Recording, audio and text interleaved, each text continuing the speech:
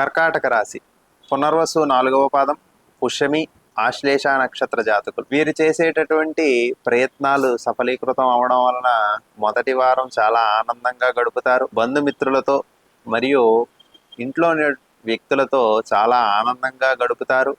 తద్వారా మానసికమైనటువంటి ప్రశాంతత అనేటటువంటిది ఇంట్లో ఏర్పడుతూ ఉంటుంది. ఎప్పుడూ కూడా ధనానికి సంబంధించినటువంటి అంశాల గురించి ఆలోచిస్తూ ఉంటారు. వీరు చేసేటటువంటి ధన సంబంధమైనటువంటి పనులు ఈ 15 రోజులలో కొంత ఇబ్బందికరంగా సూచిస్తూ ఉంటుంది. కాబట్టి పెట్టుబడులు పెట్టేటటువంటి వారు ప్రధానంగా వారి యొక్క పెట్టుబడిని ఆచితూచి పెట్టడం అనేటటువంటిది చాలా అవసరం. ఈ వారం కొంచెం కీర్తి ప్రతిష్టలు పెరగడం వలన సంతోషం అనేటటువంటిది కలుగుతూ ఉంటుంది. కుటుంబ వాతావరణంలో ఆనందం నెలకొనడానికి కూడా అవకాశం ఉంటుంది. అయినప్పటికీ కూడా ఆర్థికంగా కొంచెం ఆచితూచి అడుగులు వేయడం అనేటటువంటిది చాలా అవసరం.